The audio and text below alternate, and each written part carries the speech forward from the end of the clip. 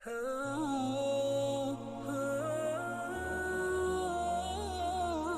اللہ صلی اللہ علیہ وسلم کسی کام کا حکم دیتے تو وہ ایسا ہی کام ہوتا جس کے کرنے کی لوگوں میں طاقت ہوتی۔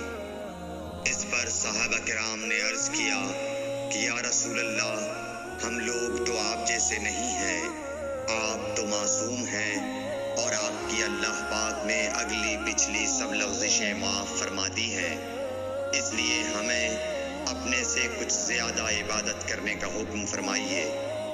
یہ سن کر آپ ناراض ہوئے، حتیٰ کہ خفگی آپ کے چہرہ مبارک سے ظاہر ہونے لگی۔